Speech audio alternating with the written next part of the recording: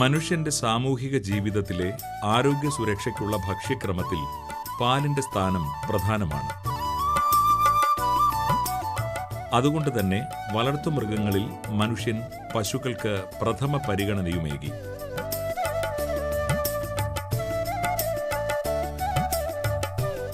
അതാത് പ്രാദേശികതയിൽ വളർന്ന് ജീവിക്കാൻ കഴിയുന്ന നാടൻ പശുക്കളെ പാലുൽപാദനത്തിനായി ഉപയോഗപ്പെടുത്തി. അവയുടെ പാലിൽ പോഷകപ്രധാനമായ A1, A2 എന്നിവ അടങ്ങിയിരിക്കുന്നതിനാൽ അത് മനുഷ്യന്റെ ആരോഗ്യ സംരക്ഷണത്തിന്റെ ഭാഗമായി ഭാരതത്തിലെ വിവിധ സംസ്ഥാനങ്ങളിൽ വ്യത്യസ്തങ്ങളായ നാടൻ പശുക്കൾ പരിപാലിക്കപ്പെടുന്നു.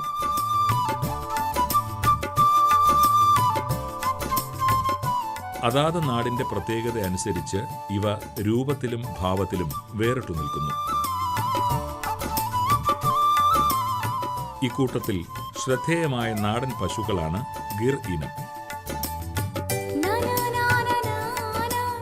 രാജ്യത്തെ തനി നാടൻ പശുക്കളിൽ നിന്നും വ്യത്യസ്തമായി A2 പോഷക ഗുണം ഏറ്റവും കൂടുതൽ അടങ്ങിയ പാലാണ് ഗിർ പശുക്കളുടേത്. ഗുജറാത്തിലെ ഗിർ വനാന്തരങ്ങളാണ് ഇവയുടെ ജന്മദേശമെന്ന് കരുതുന്നു. ഇന്ത്യയിലെ തനി നാടൻ ജനുസുകളിൽ പാൽ ഉൽപാദനത്തിന്റെ കാര്യത്തിൽ ഇവ മുൻപന്തിയിലാണ്. ഗുജറാത്ത് കൂടാതെ മഹാരാഷ്ട്ര, രാജസ്ഥാൻ എന്നീ സംസ്ഥാനങ്ങളിലും ഇവ പരിപാലിക്കപ്പെടുന്നുണ്ട്. മേച്ചിൽപ്പുറങ്ങൾ തേടി അലയുന്ന സ്വഭാവം ഇവയ്ക്കുള്ളതിനാൽ കർഷകർ ഇവയെ കൂട്ടമായി തെളിച്ചുകൊണ്ടു പോകുന്ന കാഴ്ച ഇവിടങ്ങളിൽ കാണാം. ഭാരതത്തിൽ സിംഹങ്ങൾ വസിക്കുന്ന ഏക കാടായ ഗിർ വനങ്ങളിൽ അവയെ പ്രതിരോധിക്കാനുള്ള കായിക ശക്തി ഗിർ പശുക്കൾക്കുണ്ടെന്ന് അനുമാനിക്കപ്പെടുന്നു. ഗിർ പശുക്കൾ അത് ഒറിജിനേറ്റ് ചെയ്ത സ്ഥലം അല്ലെങ്കിൽ ഉണ്ടായി വന്ന സ്ഥലം എന്ന് പറയുന്നത് ഗുജറാത്ത് സംസ്ഥാനത്തിൽ കത്തിയവാർ എന്നുള്ള സ്ഥലമായിട്ടാണ് നമ്മൾ പരിചയപ്പെടുന്നത് അല്ലെ അറിയപ്പെടുന്നത്. ഇത് അതിൻ്റെ ലക്ഷണങ്ങളെപ്പറ്റി പറയുകയാണെങ്കിൽ അതിൻ്റെ ആ മൂക്കിൻ്റെ മേൽവശം അതിൻ്റെ ആ സ്നൗട്ടൊക്കെ ഭയങ്കര വലുതാണ്. ഇങ്ങനെ തൂങ്ങിക്കിടക്കുന്ന ചെവി, ഏകദേശം ഒരു 10-12 ഇഞ്ച് തന്നെ തൂങ്ങിക്കിടക്കുന്ന ചെവി. അതിൻ്റെ കണ്ണ് ശരിക്കും ഒരു ഉറക്കം തൂങ്ങിയ പോലെയുള്ള കണ്ണുകൾ. അതിൻ്റെ കാരണം അതിൻ്റെ തലയോട്ടിയിലെ എല്ലാം അങ്ങോട്ട് വളഞ്ഞിരിക്കുന്നുണ്ട്, തൊലി ചുളുങ്ങിയോണ്ട് തോന്നുന്നതാണ്. പിന്നെ കൊമ്പുകൾ പുറകോട്ട് വളഞ്ഞ് തൂങ്ങിക്കിടക്കുന്ന കൊമ്പുകൾ.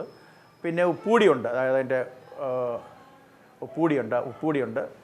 അത്ര പ്രോമിൻ്റ് അല്ലെങ്കിൽ പോലും അതിന് ഉപ്പൂടിയുണ്ട്. പല നിറങ്ങളിലാണ് അതുള്ളത്. അതിന് ബ്രൗൺ കളറുണ്ട്, ചുവപ്പ് കളറുണ്ട്, പുള്ളിയുള്ളതുണ്ട്, അങ്ങനെ ഒത്തിരി തരത്തിലുള്ളതുണ്ട്. ഒരു പ്രത്യേക HF പോലെ ഒരു പ്രത്യേക തരം കറുപ്പും വെളുപ്പം എന്ന് പറയുന്നത് പ്രത്യേക ഒരു നിറമൊന്നും അതിന് പറയാൻ പറ്റില്ല. പിന്നെ അതിൻ്റെ പാലുൽപാദനം അതിനെ പറയുകയാണെങ്കിൽ ഏകദേശം ഒരു 2000 ലിറ്ററിൽ താഴെയാണ് ഒരു കറവകാലത്ത് കിട്ടുന്ന പാലുൽപാദനം. ഒരു 1800 വരെയൊക്കെ കിട്ടത്തുള്ളൂ പറയുന്നത്. മാക്സിമം 2000 വരെയൊക്കെ മാക്സിമം കിട്ടാറുണ്ട്. അതിൻ്റെ തൂക്കം ഒരു പശുക്കൾക്ക് ഒരു 300 കിലോയ്ക്ക് മുകളിലും അതിൻ്റെ അത് കാളകൾക്ക് ഒരു 400 കിലോ വരെയും കിലോ വരെ തൂക്കം ഉണ്ടാകും. പിന്നെ അതിൻ്റെ ഏറ്റവും പ്രധാനപ്പെട്ട ഒരു ഘടകമെന്ന് പറയുന്നത് അതിൻ്റെ ഡിസീസ് റെസിസ്റ്റൻസ് അല്ലെങ്കിൽ രോഗങ്ങളോടുള്ള പ്രതിരോധ ശേഷിയാണ് അതിൻ്റെ ഏറ്റവും പ്രധാനപ്പെട്ട ഘടകം. അതുകൊണ്ട് തന്നെ ഈ ഒരു ക്യാരക്ടറിന് വേണ്ടി നമ്മളുടെ ഈ ഗിർ പശുക്കളെ അന്യനാടുകൾ ബ്രസീൽ പോലുള്ള രാജ്യങ്ങളിലേക്ക് കയറ്റി അയച്ചിട്ട് പിന്നെ അവരെ ഇമ്പോർട്ട് ചെയ്ത് അവരതിനെ ബ്രീഡ് ചെയ്ത് അവരുടെ കാലാവസ്ഥയ്ക്ക് അനുയോജ്യമായ രീതിയിൽ അതിനെ എടുത്തിട്ട് വരെയുണ്ട്. അതുപോലെ ബ്രഹ്മ എന്ന് പറയുന്നൊരു ബ്രീഡുണ്ട്. ആ ബ്രീഡ് ഇതിൽ നിന്ന് ഇവോൾവ് ചെയ്തതാണെന്നാണ് പറയപ്പെടുന്നത്. അവരെ ബ്രഹ്മ എന്ന് പറയുന്ന ഇന്ത്യൻ ബ്രീഡ്സ് പോലെ ഇരിക്കുന്ന ഒരു ബ്രീഡാണ്. അത് ഇതിൽ നിന്നും ഈ ഗിർ പശുക്കളിൽ നിന്നും ഇവോൾവ് ചെയ്തെടുത്ത ഒരു ബ്രീഡെന്നാണ് പറയപ്പെടുന്നത്. വിസ്തൃതവും ഉന്തിയതുമായ നെറ്റിത്തടം, അല്പം പുറകോട്ട് ചരിഞ്ഞ് മുകളിലേക്കും വശങ്ങളിലേക്കുമായി വളരുന്ന കൊമ്പുകൾ, നെറ്റിയിലെ എല്ലുകൾ കണ്ണിന് മുകളിലേക്ക് കവിഞ്ഞു നിൽക്കുന്നതിനാൽ കണ്ണുകൾ പാതി അടഞ്ഞ് ഉറക്കം തൂങ്ങുന്നത് പോലെയാണ് മുഖം. ചുരുണ്ട ഇല പോലെ തൂങ്ങിക്കിടക്കുന്ന വളരെ നീളം കൂടിയ ചെവികൾ, വീതി കൂടിയ മുഞ്ഞി, കുറുകിയ കഴുത്ത്, അയഞ്ഞ താട, വലിപ്പമുള്ള അകിട് എന്നിവ ഗിർ പശുക്കളുടെ സവിശേഷതകളാണ്.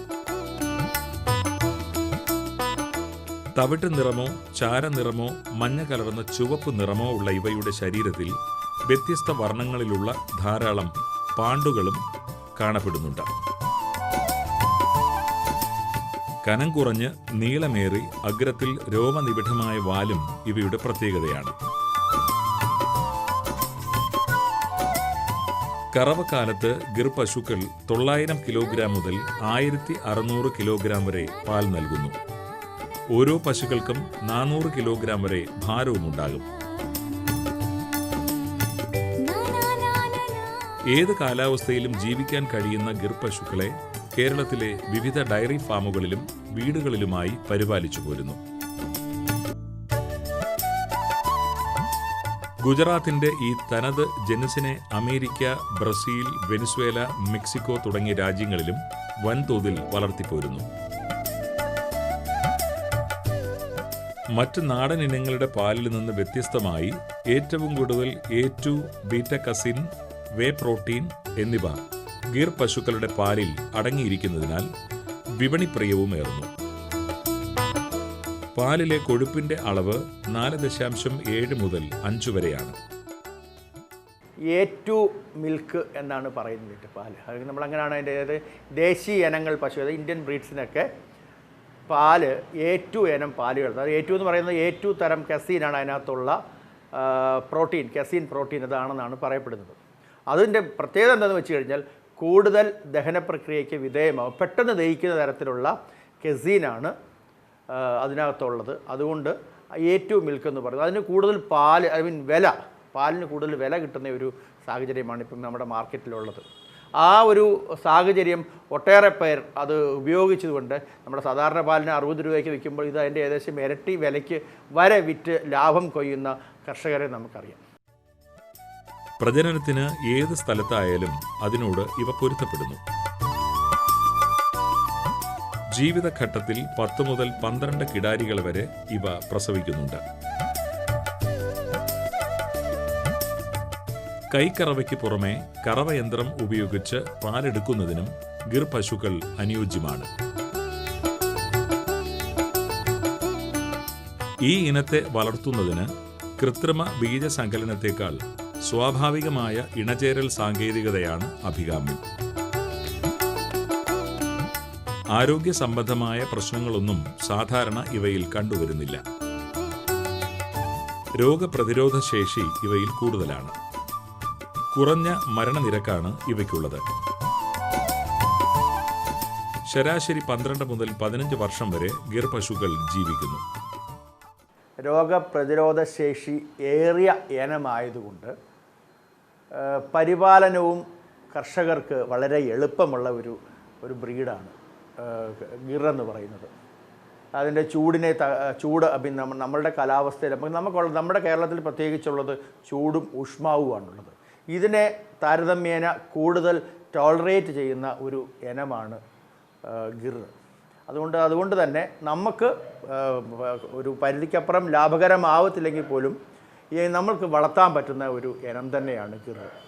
അതിൻ്റെ പരിപാലനത്തെ പറ്റി പറയുകയാണെങ്കിൽ അതിൻ്റെ ഈ ഫീഡ് കൺവേർഷൻ, അതായത് നമുക്ക് കൂടുതൽ മറ്റ് പശുക്കളെ അപേക്ഷിച്ച് റഫേജസ് അല്ലെങ്കിൽ നമുക്ക് നേരിട്ട് പ്രയോജനപ്പെടാത്ത തരങ്ങളായ പുല്ല്, വൈക്കോല് അല്ലെങ്കിൽ അങ്ങനത്തെ സാധനങ്ങളൊക്കെ കൂടുതൽ അതിൻ്റെ ശരീരത്തിന് പ്രയോജനകരമാകുന്ന രീതിയിലേക്ക് മാറ്റുവാൻ ഇത്തരം നമ്മുടെ ഇന്ത്യൻ ദേശീയ ബ്രീഡ്സിൻ്റെ ഗിറിനൊക്കെ പറ്റുന്നുണ്ട്. അതുകൊണ്ട് തന്നെ അതിന് കൊടുക്കുന്ന തീറ്റയുടെ അളവ് കുറച്ചുകൊണ്ട്, അല്ലെങ്കിൽ കാശ് കൊടുത്ത് മേടിക്കുന്ന തീറ്റയുടെ അളവ് കുറച്ചുകൊണ്ട് കൂടുതൽ പാലുൽപാദനം നടത്തുവാൻ വേണ്ടി നമുക്ക് കഴിയും. സാധാരണ ഒത്തിരി നമ്മൾ മറ്റ് സങ്കരവർഗ പശുക്കളായ HF പോലെ അല്ലെങ്കിൽ ജേഴ്സി പോലെയൊക്കെ പശുക്കളെ പരിപാലിക്കുന്ന അത്ര സൂക്ഷ്മമായ പരിപാലന മുറകളൊന്നും ഇതിനാവശ്യമില്ല എന്നുള്ളതാണ്. നല്ല വായു സഞ്ചാരവും വെളിച്ചവും ലഭിക്കുന്ന തരത്തിലുള്ള കോൺക്രീറ്റ് തൊഴുത്തുകൾ ഗിർ പശു പരിപാലനത്തിനായി നിർമ്മിക്കാം. മേൽക്കൂരയുടെ ഉയരം 18 അടിയിലും വശങ്ങളിൽ 8 അടിയിലും നിലനിർത്തണം.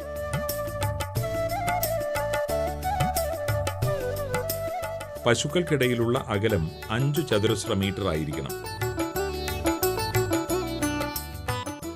തൊഴുത്ത് നിർമ്മാണത്തെ പറ്റി പറയുകയാണെങ്കിൽ ഞാൻ നേരത്തെ സൂചിപ്പിച്ചതുപോലെ ചൂടിനെ നല്ല രീതിയിൽ താങ്ങാൻ കഴിവുള്ള ഒരു ഇനമായതുകൊണ്ട് നമുക്ക് അത്ര അല്ലെങ്കിൽ കൂടുതൽ ചിലവ് മുടക്കി അല്ലെങ്കിൽ കൂടുതൽ കാശ് മുടക്കിയുള്ള തൊഴുത്തിൻ്റെ ഒന്നും ആവശ്യമില്ല. നമുക്ക് നല്ല ഒരു ടിൻ ഷീറ്റ് ഇട്ടായാലും അതിൻ്റെ മേളിൽ ഒരു ഫോൾ സീലിംഗ് കൊടുത്തായാലും ഒക്കെ വില കുറഞ്ഞ രീതിയിൽ നമുക്ക് അതിനെ വളർത്താൻ പറ്റും. അസുഖങ്ങൾ വളരെ കുറവായിരിക്കും. അതുകൊണ്ട് തന്നെ അതിന് വേണ്ട തൊഴുത്ത് നിർമ്മാണമൊക്കെ അതിൽ കുറവ് വരുത്താൻ പറ്റും. തൊഴുത്ത് ഏറെ ശുചിയായി സൂക്ഷിക്കേണ്ടതുണ്ട്. തറ വരണ്ടതായി നിലനിർത്തണം. ശരിയായ ഡ്രെയിനേജ് സംവിധാനവും ഏർപ്പെടുത്തേണ്ടതുണ്ട്. വിലയേറിയ കാലിത്തീറ്റകളൊന്നും ഗിർ പശുപരിപാലനത്തിന് ആവശ്യമില്ല. പരുത്തിക്കുരു, പയർ, ഇതര ധാന്യപ്പൊടികൾ എന്നിവ അടങ്ങിയ ഖരാഹാരം നൽകാം. തീറ്റപ്പുല്ല്, വൈക്കോൽ എന്നിവ നാരാഹാരമായും പശുക്കൾക്ക് കൊടുക്കാം.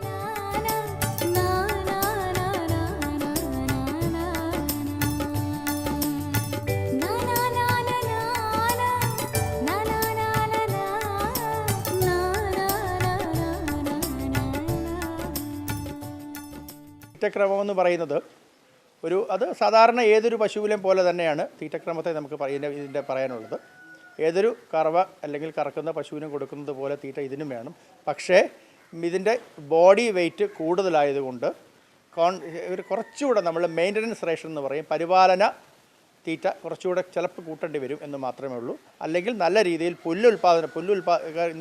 പുല്ല് വൈക്കോലയൊക്കെ നമുക്ക് കൂട്ടി കൊടുക്കുക, നല്ലതായിട്ട് കൊടുക്കുക എന്നുണ്ടെങ്കിൽ അതിൻ്റെ ഈ കോൺസെൻട്രേറ്റ്സ് അല്ലെങ്കിൽ സമീകൃത ആഹാരത്തിൻ്റെ അളവ് കുറയ്ക്കുവാനും കാരണം അതിൻ്റെ പാലുൽപാദനം ഞാൻ നേരത്തെ പറഞ്ഞിരുന്നു ഏകദേശം 1800 തൊട്ട് 2000 വരെ മാക്സിമം കിട്ടും. 2800 വരെയൊക്കെ വരികയുള്ളൂ ഒരു കറവകാലത്ത്. അന്നേരം അതനുസരിച്ചുള്ള തീറ്റയുടെ അളവ് നമുക്ക് കുറച്ച് മതി.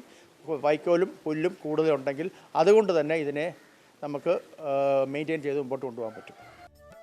ശുദ്ധജലത്തിന്റെ ലഭ്യത പശുക്കളുടെ കുടിവെള്ള കാര്യത്തിൽ പരമപ്രധാനമാണ്. ഭക്ഷണത്തിന്റെ കാര്യത്തിൽ നിശ്ചിത തീറ്റക്രമം അനുവർത്തിക്കേണ്ടതുണ്ട്. പശുക്കളുടെ പ്രായത്തിനും അവസ്ഥയ്ക്കും അനുസൃതമായി തീറ്റ നൽകണം. പശുക്കൾക്ക് പക്വതയേറും തോറും പാൽ ഉൽപാദനവും വർദ്ധിക്കുന്നു. പാലിനൊപ്പം പാലിൽ നിന്നുള്ള മൂല്യവർദ്ധിത ഉൽപ്പന്നങ്ങളായ തൈര്, വെണ്ണ, നെയ്യ് എന്നിവയ്ക്കും പോഷക സമൃദ്ധിയാൽ ആവശ്യക്കാർ ഏറെയുണ്ട്. പാലിനകത്ത് ഏറ്റവും മിൽക്ക് എന്ന് പറയുന്നതോടൊപ്പം തന്നെ കൊഴുപ്പിൻ്റെ അളവ് വളരെ കൂടുതലുള്ള പാലാണിത്. അതുകൊണ്ട് തന്നെ അതിന് മൂല്യവർദ്ധിത ഉൽപ്പന്നങ്ങൾക്ക് വേണ്ടി ഉപയോഗിക്കുവാനും വളരെ നല്ലതാണ്. ഇപ്പം കൊഴുപ്പ് ഞാൻ പറഞ്ഞ ഏകദേശം 5%. സാധാരണ നമ്മുടെ ഒരു പശുവിൻ്റെ നമ്മുടെ നാടൻ അല്ലെങ്കിൽ സങ്കരവർഗ സുനന്ദിനി പശുക്കളുടെ കൊഴുപ്പിൻ്റെ അളവ് ഒരു 3.5 വരെ അല്ലെങ്കിൽ മാക്സിമം 4-നപ്പുറം ഒന്നും ഒരിക്കലും പോകത്തില്ല. പക്ഷേ ഇത് 5-ന് മേളിലായിരിക്കും. കാരണം അതുകൊണ്ട് തന്നെ നല്ല കൊഴുപ്പേറിയ രുചിയേറിയ പാലുമാണ് അതിനുണ്ടാകുന്നത്. ഇതിൽ നിന്നെടുക്കുന്ന ഇതുണ്ടാകുന്ന തൈരാണെങ്കിലും വെണ്ണയാണെങ്കിലും ഒക്കെ നല്ല ഒരു പ്രത്യേക ഫ്ലേവറുള്ള ഒരു ഐറ്റമായിട്ടാണ് അല്ലെങ്കിൽ ഒരു മൂല്യവർദ്ധിത ഉൽപ്പന്നമായിട്ടാണ് നമുക്ക് കിട്ടുന്നത്. ഗിർ പശുക്കളുടെ ചാണകവും മൂത്രവും ഫലപുഷ്ടി ഏറ്റുന്നതിനാൽ കൃഷിയിടങ്ങളിലെ അവശ്യ ഘടകവുമാകുന്നു.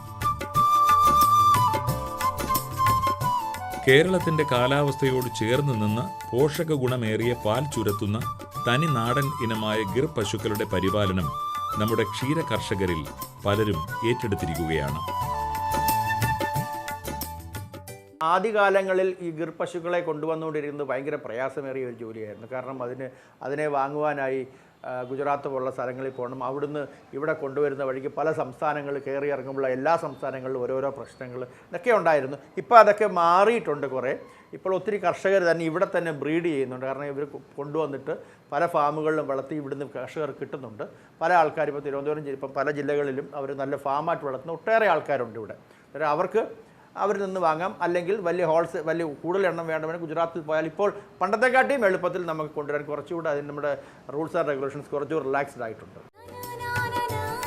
കുറഞ്ഞ പരിപാലന ചെലവ്, കൂടുതൽ വരവേകുന്ന പാൽ വിപണി, പോഷകാംശമേറെയുള്ള പാൽ ഉപഭോഗം എന്നിവയൊക്കെ കണക്കിലെടുക്കുമ്പോൾ ഗിർ പശു വളർത്തൽ ക്ഷീര കർഷകർക്ക് പുതിയ പ്രതീക്ഷകൾ തന്നെയേകുന്നു. ഗിർ പശു വളർത്തൽ എന്ന് പറയുന്നത് അവൻ മുടക്കിയ അല്ലെങ്കിൽ അതിൻ്റെ ആദ്യ ക്യാപിറ്റൽ ഇൻവെസ്റ്റ്മെൻറ്റിൻ്റെ അടിസ്ഥാനത്തിൽ നമുക്ക് ലാഭകരമാകുമെന്ന് പറയാൻ പറ്റത്തുള്ളൂ. അത് നമ്മൾ മാർക്കറ്റിംഗ് ഒരു ഫാക്ടറാണ്. നമ്മുടെ പാലിൻ്റെ മാർക്കറ്റിംഗ്, മൂല്യവർദ്ധിത ഉൽപ്പന്നങ്ങൾ എടുക്കുന്നത്, നമ്മുടെ റിക്കറിങ് എക്സ്പെൻഡിച്ചർ, അതോടൊപ്പം തന്നെ നമ്മുടെ ആദ്യ ക്യാപിറ്റൽ ഇൻവെസ്റ്റ്മെൻറ്റ്, ഇതെല്ലാം നോക്കിയിട്ട് അതിൻ്റെ അടിസ്ഥാനത്തിലേ പറയാൻ പറ്റുള്ളൂ. എങ്കിൽ പോലും ഒരു ചെറിയ നമ്മൾ നല്ല അത്ര മുതൽ മുടക്കില്ലാത്ത രീതിയിൽ നമ്മൾ ചെയ്തു കഴിഞ്ഞാൽ ലാഭകരമാക്കാൻ പറ്റുന്ന ഒരു കാര്യം. ഇതിൻ്റെ വിലയുണ്ട്, നല്ല വില കിട്ടുന്ന ഒരു സാധനമാണ്. അതിൻ്റെ കുട്ടികൾക്ക് നല്ല വില കിട്ടുന്നുണ്ട്. ഒരു മോഹവിലയാണ് ഇതിന് കിട്ടുന്നത്. അതിൻ്റെ കുട്ടികൾ വിൽക്കുന്നതിന് മോഹവില കിട്ടും. അതിൻ്റെ ഉൽപ്പന്നങ്ങൾക്ക് കൂടുതൽ പാലായിട്ട്, തൈരായിട്ട് അല്ലെങ്കിൽ നെയ്യായിട്ടൊക്കെ കൂടുതൽ വില അതിന് ലഭിക്കുന്നുണ്ട്. അതുകൊണ്ട് ലാഭകരമാക്കാൻ പറ്റുന്ന ഒരു ബിസിനസ്സാണ് അത് നല്ല രീതിയിൽ ചെയ്യുകയാണെങ്കിൽ. കണ്ടാൽ കായബലമേറിയതെങ്കിലും പരമസാധുക്കളായ ഈ കാമധേനുക്കൾ മലയാളിക്കായും പാൽക്കുടം നിറയ്ക്കുമ്പോൾ അത് ആരോഗ്യ സുരക്ഷയുടെ പുതിയ ധവളധാരയായും മാറുകയാണ്.